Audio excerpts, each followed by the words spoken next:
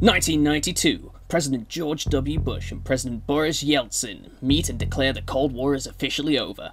The Church of England allows female priests. The compact disc outsells the cassette tape for the first time in the US. Cartoon Network launches in the United States. But all these events pale in comparison with the release of Splatterhouse 2. Splatterhouse 2 picks up 3 months after the events of the original, with Rick tormented over how much of a big loser he was for not being able to rescue his girlfriend. The Terror Mask reforms after being shattered at the end of the first game, urging Rick to go back to the house and save Jennifer's soul, which is wrong.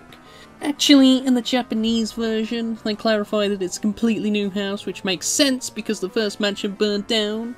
The presentation has dramatically improved. We now have a full intro cutscene, which was really rare back in the day. I have to mention this because most people's first game console was a PlayStation 2.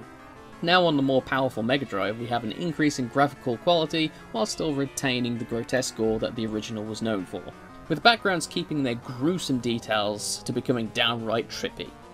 We also have the benefit of the Mega Drive's awesome sound card with that distinct crunch the Mega Drive soundtracks have.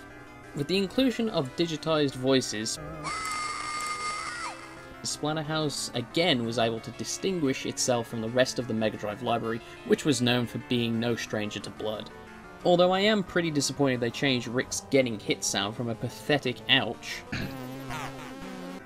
to making him sound like he's orgasming. Interaction with the environment is expanded on. For instance, in the first game, if an enemy fell into a pit, it would just float out like nothing happened. Here, they not only fall down pits to their death, they also get killed by traps, allowing the game devs to warn the player of dangers without the player taking damage first. Bosses are way more gruesome and interesting this time around. While we don't have the return of Jack and the Funky Bunch, we do have a giant creepy face in the wall, an eldritch monster in the lake, and my favourite of them is the fetus fight.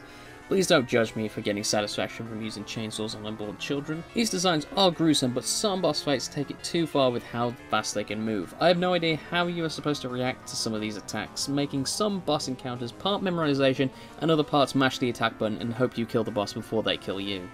Bosses are visually interesting to look at, but the regular enemy leave a lot to be desired, and that is mainly because of the lack of variety. The first game always had at least a couple new enemies per stage, but now we have these weird chimp monsters that change colour every single stage.